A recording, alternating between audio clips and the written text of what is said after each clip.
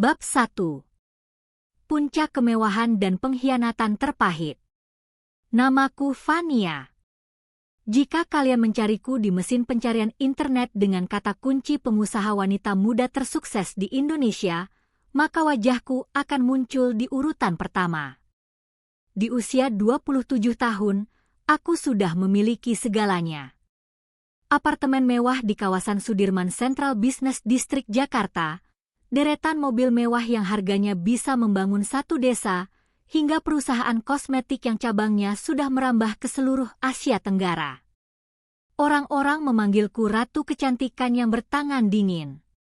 Mereka melihatku sebagai sosok yang sempurna, tanpa cela, dan hidup dalam limpahan harta yang tidak akan habis 7 turunan. Tapi tahukah kalian? Di balik dinding kaca kantorku yang menjulang tinggi di lantai 50, aku adalah manusia paling kesepian yang pernah ada. Setiap pagi, aku bangun disambut oleh aroma kopi mahal dan pemandangan hutan beton Jakarta yang menyesakan. Aku dikelilingi oleh orang-orang yang selalu membungkuk hormat, namun aku tahu, di balik senyum manis mereka, ada mata yang penuh dengan ambisi dan rasa lapar akan hartaku. Mereka tidak melihat Fania sebagai seorang wanita yang butuh dikasihi, mereka hanya melihatku sebagai mesin uang. Bahkan persahabatan bagiku adalah sebuah transaksi bisnis yang melelahkan. Aku merindukan sesuatu yang tulus, sesuatu yang tidak bisa dibeli dengan kartu kredit tanpa batas milikku. Hingga suatu hari, aku merasa telah menemukan cahaya itu pada diri seorang pria bernama Adrian. Dia tampan, berpendidikan tinggi, dan berasal dari keluarga yang terpandang di Jakarta Selatan. Kami sudah menjalin hubungan selama 1 tahun. Adrian adalah sosok yang lembut, setidaknya itu yang aku pikirkan selama ini. Dia selalu mendukungku, menemaniku ke acara-acara gala yang membosankan, dan meyakinkanku bahwa dia mencintaiku bukan karena posisiku sebagai pimpinan tertinggi di perusahaan. Aku sangat mempercayainya, bahkan aku sudah berencana untuk menyerahkan sebagian saham pribadiku kepadanya sebagai hadiah pertunangan kami nanti. Tepat di hari ulang tahunku yang ke-27, aku ingin membuat sebuah kejutan. Aku tidak mengadakan pesta mewah di Hotel Bintang 5 seperti biasanya. Aku ingin menghabiskan waktu berdua saja dengannya di sebuah restoran mewah di daerah Senopati yang sudah aku pesan seluruh ruangannya. Aku datang lebih awal dengan perasaan berdebar, membawa sebuah kotak bludru berisi jam tangan edisi terbatas yang harganya setara dengan rumah mewah. Aku ingin menunjukkan padanya bahwa aku siap melangkah ke jenjang yang lebih serius. Namun, saat aku baru saja sampai di depan pintu masuk area privat restoran itu, langkahku terhenti. Aku mendengar suara tawa yang sangat kukenali. Itu suara Adrian. Dia tidak sendirian. Dia sedang bersama teman-teman satu gengnya, orang-orang kaya yang selalu memandang rendah siapapun di bawah level mereka. Aku berniat masuk dan mengejutkannya, namun kalimat pertama yang keluar dari mulut Adrian membuat jantungku seolah berhenti berdetak saat itu juga. Adrian berkata dengan nada remeh sambil meneguk minumannya, dia bilang bahwa mendekatiku adalah investasi paling menguntungkan yang pernah dia lakukan. Dia tertawa terbahak-bahak saat salah satu temannya bertanya apakah dia tidak bosan dengan wanita kaku dan membosankan sepertiku. Adrian menjawab dengan sangat dingin. Dia bilang bahwa dia sebenarnya muak dengan sifatku yang selalu mengatur dan merasa paling hebat hanya karena punya banyak uang. Tapi dia rela bertahan sedikit lebih lama lagi sampai semua surat kuasa asetku berpindah ke tangannya. Dia bahkan menghina penampilanku yang menurutnya terlalu formal dan tidak punya gairah sama sekali. Dia menyebutku sebagai dompet berjalan yang sangat bodoh karena begitu mudah percaya pada kata-kata cintanya. Mendengar itu, tanganku gemetar hebat. Kotak hadiah yang aku pegang terjatuh ke lantai tanpa suara karena tebalnya karpet restoran. Air mataku luruh seketika, menghancurkan riasan wajah yang aku persiapkan selama berjam-jam. Hatiku hancur berkeping-keping, lebih hancur daripada saat perusahaan pertamaku nyaris bangkrut dulu. Rasanya sesah sekali, seperti ada ribuan jarum yang menusuk dadaku secara bersamaan. Pria yang aku puja, pria yang aku pikir akan menjadi pelabuhan terakhirku, ternyata hanyalah seekor serigala berbulu domba yang sedang mengincar nyawaku perlahan-lahan. Aku berlari keluar dari restoran itu tanpa memedulikan tatapan aneh dari para pelayan. Aku masuk ke dalam mobil dan memacu kendaraanku dengan kecepatan tinggi menyusuri jalanan Jakarta yang mulai diguyur hujan deras. Aku menangis sejadi-jadinya di balik kemudi. Aku merasa sangat bodoh dan rendah. Ternyata benar kata orang, uang tidak bisa membeli kebahagiaan. Justru uanglah yang membuatku tidak bisa membedakan mana cinta dan mana tipu daya. Malam itu, di dalam apartemenku yang sunyi, aku menatap bayanganku di cermin. Aku membenci wanita kaya yang ada di depan cermin itu.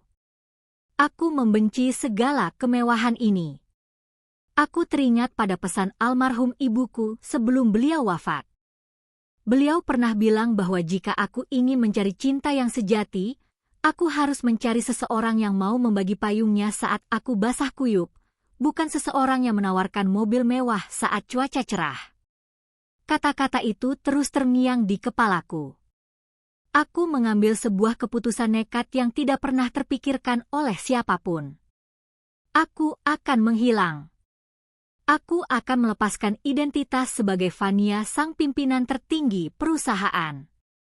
Keesokan harinya, aku memanggil asisten pribadiku yang paling setia, satu-satunya orang yang aku percayai sepenuhnya. Aku memberikan instruksi rahasia padanya untuk mengurus perusahaan selama aku pergi. Aku bilang padanya bahwa aku butuh waktu untuk menenangkan diri dan dia dilarang mencari keberadaanku atau memberitahu siapapun, termasuk Adrian.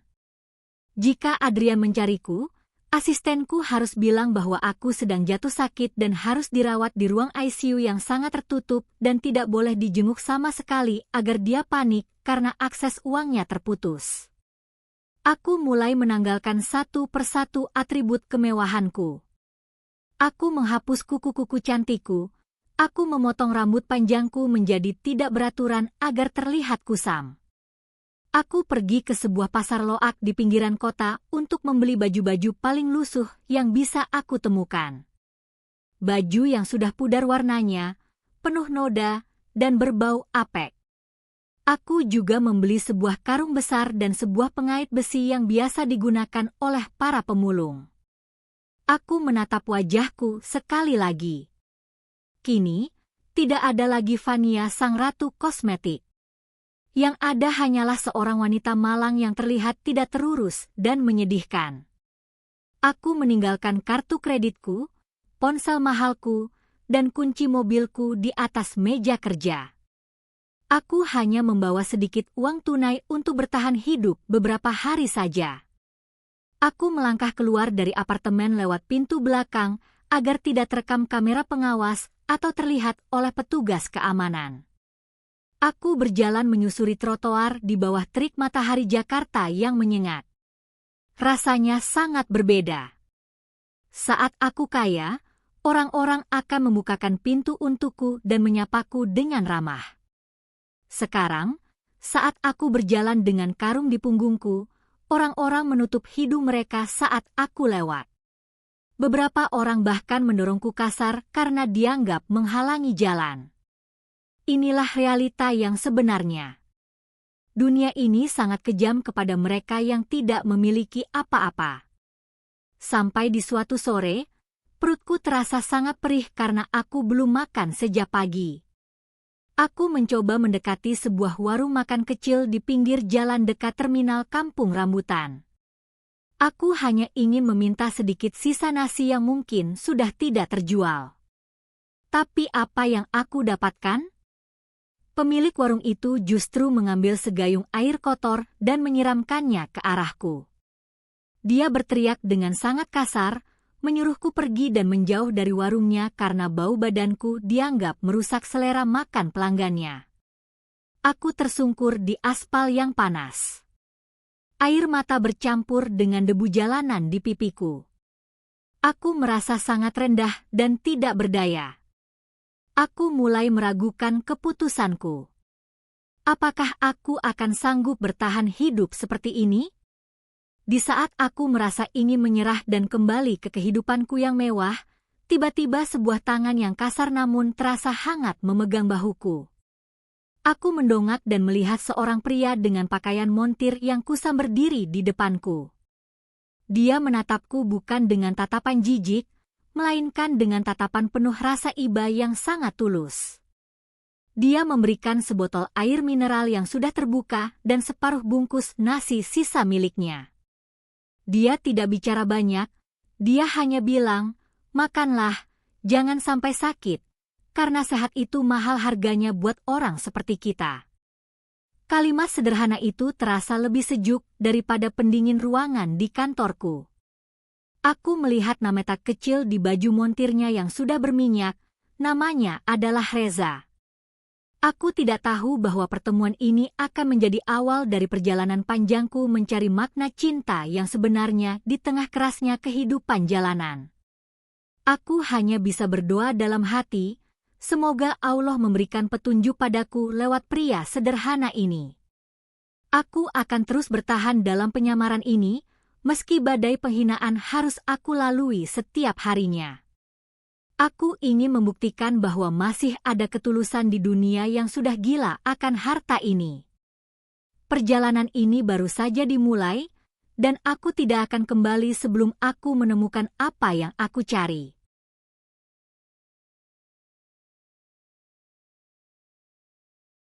Bab 2. Ketulusan di balik oli dan debu jalanan. Malam pertama aku tidur di empran toko di daerah Cakung, Jakarta Timur, adalah malam paling panjang dalam hidupku. Alas kardus tipis sama sekali tidak mampu menahan dinginnya semen yang menusuk hingga ke tulang. Suara bising truk-truk besar yang melintas menuju pelabuhan seolah menjadi nina bobo yang sangat mengerikan. Tubuhku yang biasanya dibalus sutra kini terasa sangat gatal karena keringat dan debu yang menempel di baju lusuhku. Aku meringkuk sambil memeluk karung kosongku, menangis sesenggukan tanpa suara. Aku merindukan kasur empuku, aku merindukan privasiku, tapi setiap kali bayangan wajah pengkhianatan Adrian muncul, niatku untuk kembali langsung padam. Aku harus bertahan, aku ingin tahu sejauh mana dunia ini bisa menghargai manusia tanpa label harga di dahinya. Esok paginya, aku kembali ke bengkel kecil milik pria bernama Reza itu. Bengkelnya sangat sederhana, hanya sebuah bangunan semi permanen di pinggir jalan raya yang padat. Tapi ada satu hal yang menarik perhatianku, yaitu betapa rapinya dia menata peralatan kerjanya. Aku duduk di bawah pohon kersen yang rindang tak jauh dari sana, berpura-pura sedang memilah botol plastik hasil mulungku yang sebenarnya masih sangat sedikit. Aku memperhatikan Reza dari kejauhan. Dia sedang sibuk memperbaiki sebuah motor butut milik seorang tukang ojek. Meskipun wajahnya penuh dengan noda oli dan keringat membanjiri bajunya, dia tidak berhenti tersenyum dan sesekali bercanda dengan pelanggannya. Tiba-tiba, Reza berjalan menghampiriku sambil membawa sebuah bangku kayu kecil yang kakinya sudah agak goyang. Dia meletakkan bangku itu di depanku. Dia bilang bahwa duduk di atas tanah terlalu lama bisa membuatku masuk angin. Dia juga memberikan sebuah botol plastik berisi teh hangat yang sepertinya dia buat sendiri. Aku hanya terdiam, menerima pemberiannya dengan tangan yang gemetar. Dalam hatiku, aku bertanya-tanya, mengapa pria ini begitu baik kepada orang asing yang terlihat kotor sepertiku? Padahal di kota sebesar Jakarta ini, bahkan tetangga apartemenku saja tidak pernah menyapaku selama 3 tahun aku tinggal di sana. Kami mulai berbincang sedikit demi sedikit. Aku menggunakan nama samaran Nia. Aku bercerita padanya bahwa aku adalah perantau yang tertipu dan kehilangan segalanya. Reza mendengarkan ceritaku dengan sungguh-sungguh tanpa memotong sedikit pun. Dia tidak menatapku dengan tatapan menyelidik atau penuh curiga. Dia justru bercerita tentang kehidupannya sendiri. Dia bilang bahwa dia juga bukan orang asli Jakarta. Dia datang dari sebuah desa kecil di pinggiran Jawa Barat dengan mimpi besar, namun realita membawanya menjadi seorang montir panggilan hingga akhirnya bisa menyewa bengkel kecil ini. Dia bilang bahwa hidup itu seperti roda kendaraan, kadang kita ada di atas dan dipuja, kadang kita ada di bawah dan tergilas, tapi yang paling penting adalah jangan sampai kita kehilangan iman kepada Allah dan rasa kemanusiaan kita. Mendengar kata-katanya, aku merasa tertampar. Aku yang memiliki segalanya justru merasa paling malang hanya karena dikhianati oleh satu pria jahat. Sedangkan Reza, yang harus berjuang keras setiap hari hanya untuk makan, masih bisa memikirkan kesejahteraan orang lain. Selama beberapa hari berikutnya, aku sering menghabiskan waktu di sekitar bengkelnya. Aku mulai belajar cara memulung yang benar agar penyamaranku tidak terbongkar. Aku mengais sampah di sepanjang jalan Kalimalang, melewati debu konstruksi dan asap kendaraan yang pekat. Kakiku mulai lecet dan melepuh karena aku hanya menggunakan sandal jepit tipis, tapi anehnya, hatiku mulai merasa tenang. Aku merasa lebih hidup di sini daripada saat aku berada di ruang rapat dewan direksi yang penuh dengan kepalsuan.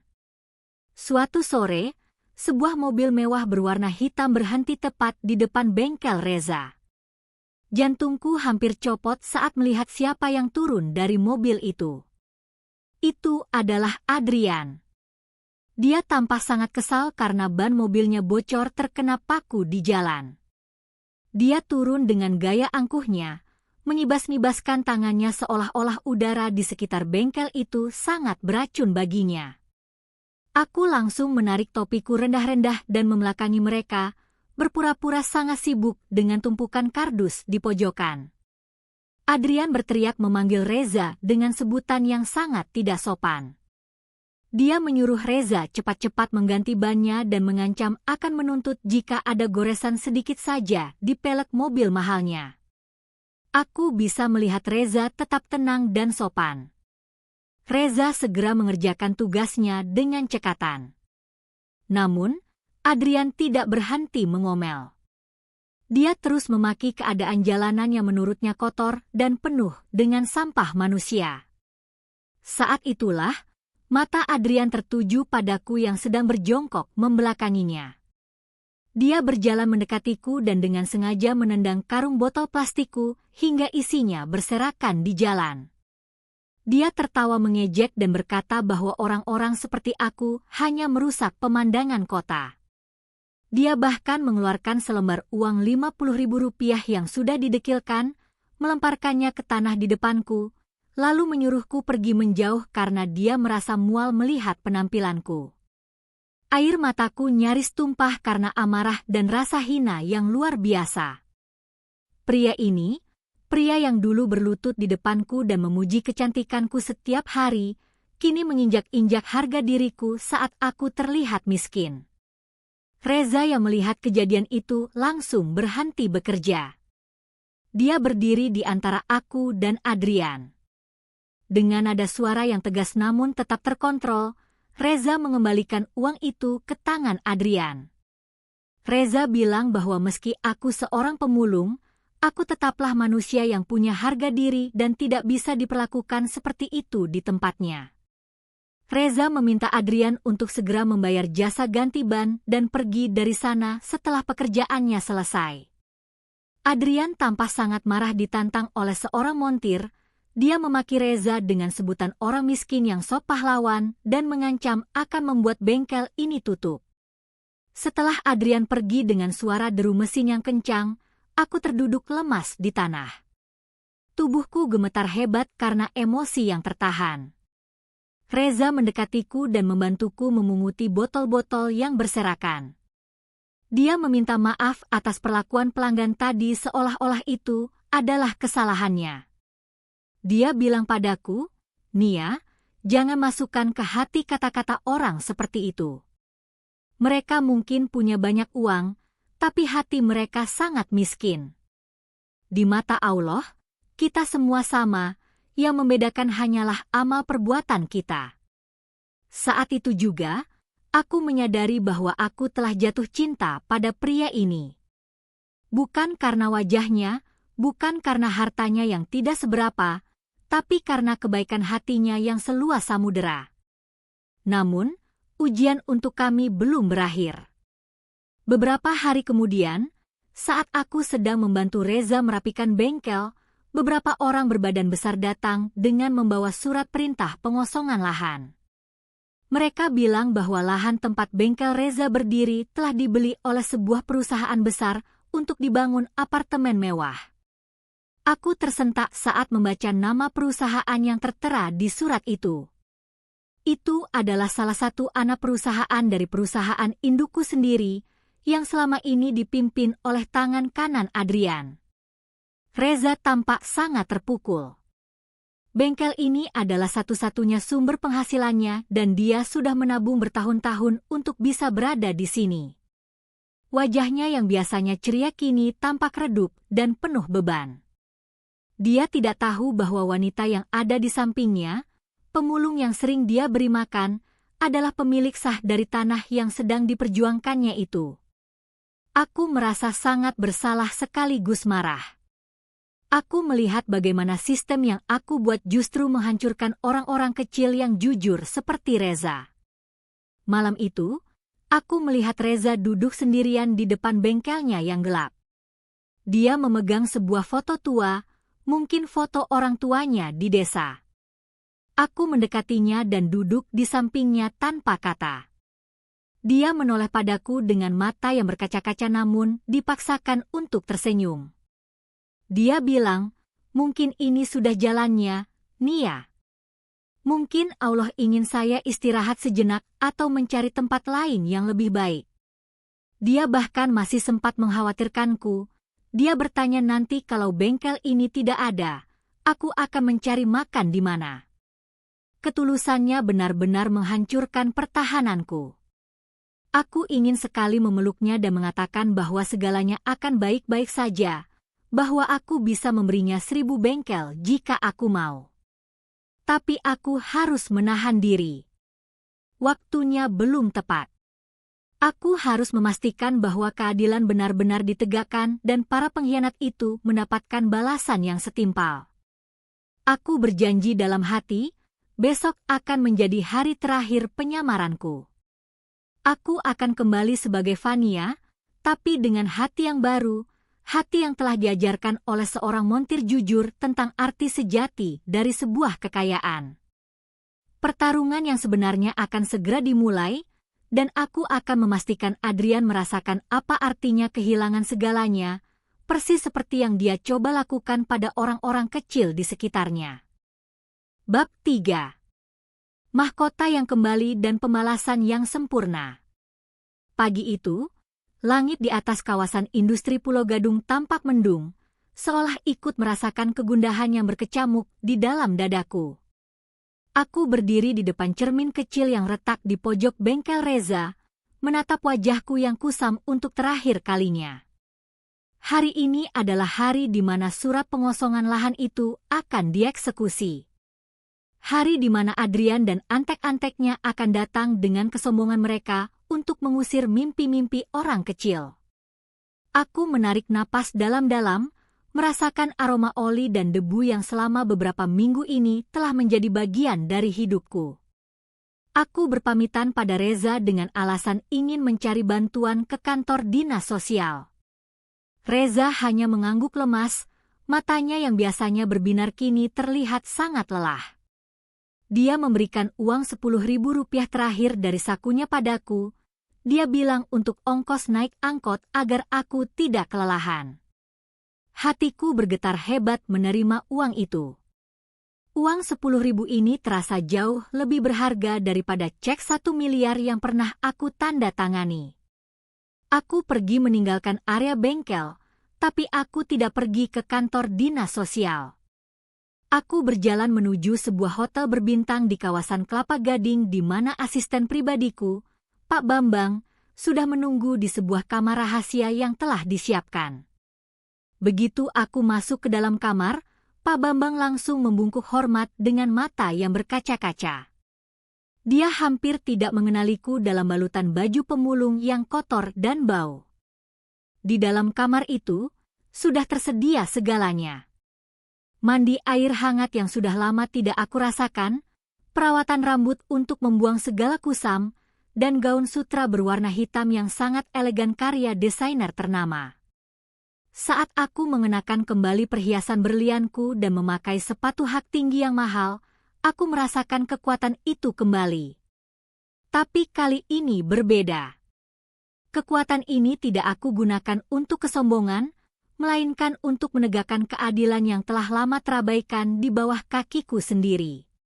Tepat jam 10 pagi, suasana di bengkel Reza mulai mencekam.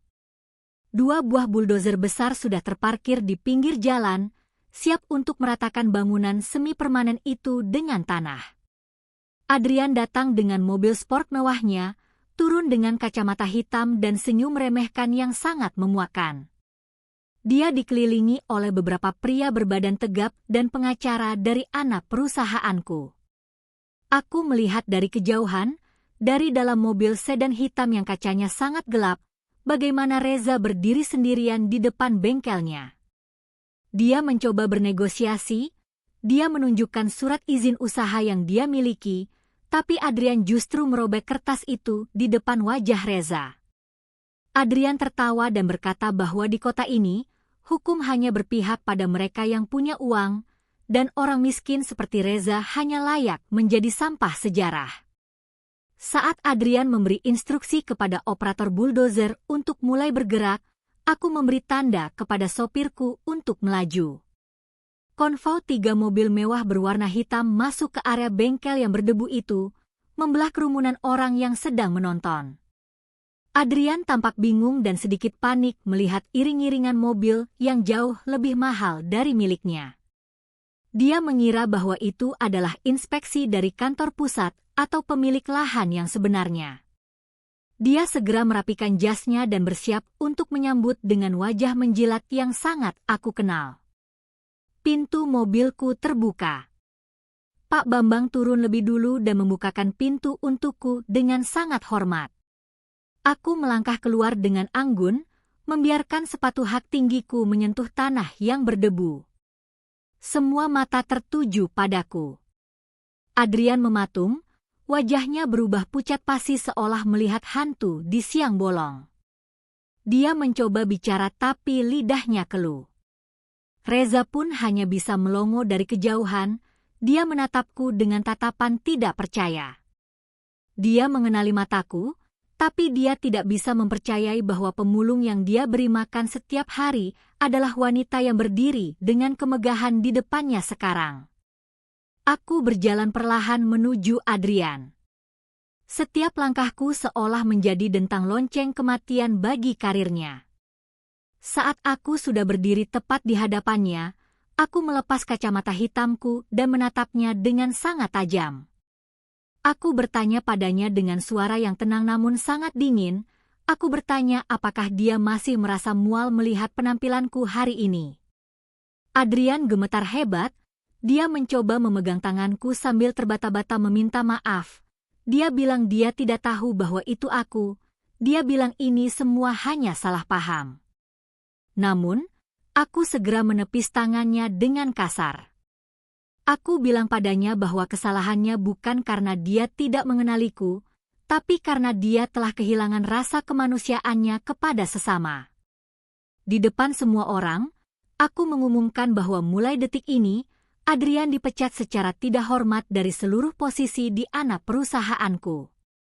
Bukan hanya itu, aku juga akan menuntutnya atas tindakan penggelapan dana perusahaan yang selama ini diam-diam dia lakukan, yang laporannya sudah ada di tangan Pak Bambang.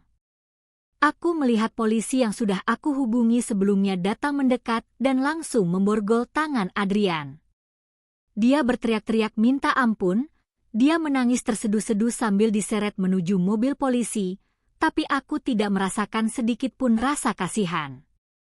Orang seperti dia harus belajar bahwa di atas langit masih ada langit, dan harta tidak bisa digunakan untuk menindas mereka yang lemah. Setelah suasana sedikit mereda, aku berjalan mendekati Reza yang masih berdiri mematung di samping mesin motor yang sedang dia perbaiki. Dia tampak sangat kikuk dan ingin menjauh karena merasa tidak pantas berada di dekatku. Aku meraih tangan kasarnya yang masih ternoda oli, tangan yang pernah memberikan aku air minum dan nasi bungkus dengan tulus. Aku bilang padanya, "Reza, namaku Fania, bukan Nia. Dan aku ingin meminta maaf karena telah membohongimu selama ini." Aku melihat air mata jatuh di pipi pria jujur itu. Dia menggelengkan kepala dan bilang bahwa dia tidak peduli siapa aku. Dia hanya senang melihat aku kembali sehat dan cantik seperti yang seharusnya. Aku kemudian menyerahkan sebuah map besar kepada Reza. Aku bilang bahwa lahan bengkel ini tidak akan pernah digusur. Justru, aku sudah membeli seluruh blok ini atas nama Reza sebagai hadiah atas ketulusannya. Aku juga bilang bahwa aku ingin membangun sebuah pusat pelatihan mekanik terbesar di Jakarta di tempat ini, dan aku ingin dia yang menjadi pimpinannya. Reza menangis sejadi-jadinya, dia bersujud syukur di atas tanah yang tadinya akan dihancurkan itu. Dia berkali-kali mengucapkan alhamdulillah dan memuji kebesaran Allah. Dia bilang bahwa dia tidak pernah mengharapkan balasan apapun, dia hanya melakukan apa yang seharusnya manusia lakukan kepada manusia lainnya. Beberapa bulan berlalu sejak kejadian itu. Hidupku berubah total. Aku tetap menjadi CEO di perusahaanku, tapi aku bukan lagi Fania yang kaku dan gila kerja. Aku lebih sering menghabiskan waktu di lapangan, melihat langsung kondisi karyawan dan masyarakat di sekitar perusahaanku. Dan yang paling membahagiakan adalah, setiap sore aku selalu menyempatkan diri datang ke bengkel yang kini sudah berubah menjadi bangunan megah dan modern itu. Di sana, aku melihat Reza dengan seragam barunya yang rapi, tetap dengan senyum tulus yang sama, sedang mengajarkan anak-anak jalanan cara memperbaiki mesin agar mereka punya masa depan yang lebih baik. Kami tidak langsung menikah atau terlibat dalam drama romantis yang berlebihan. Kami memutuskan untuk memulai semuanya dari awal, membangun hubungan yang didasari oleh rasa hormat dan kejujuran. Aku belajar banyak darinya tentang kesederhanaan, dan dia belajar dariku tentang cara mengelola visi yang besar. Kami sering duduk berdua di sebuah taman di daerah Menteng, menikmati udara sore sambil minum teh dalam kemasan plastik, persis seperti saat pertama kali kami bertemu di pinggir jalan. Kini aku menyadari bahwa harta yang aku miliki hanyalah titipan dari Allah untuk membantu orang lain. Kekayaan sejati bukanlah tentang seberapa banyak saldo di rekening bank kita, melainkan tentang seberapa banyak nyawa yang bisa kita selamatkan dan seberapa banyak senyuman yang bisa kita ciptakan. Aku telah menemukan cinta yang selama ini aku cari, bukan di dalam pesta-pesta mewah para elit Jakarta, melainkan di balik karung lusuh dan di tengah debu jalanan. Aku adalah Fania, dan inilah akhir dari pencarianku, sebuah akhir yang jauh lebih indah daripada mimpi apapun yang pernah aku miliki. Aku berharap ceritaku ini bisa menjadi pengingat bagi siapa saja yang sedang merasa di atas, agar tidak pernah meremehkan mereka yang ada di bawah, karena kita tidak pernah tahu, mungkin orang yang kalian hina hari ini adalah orang yang akan menyelamatkan hidup kalian esok hari.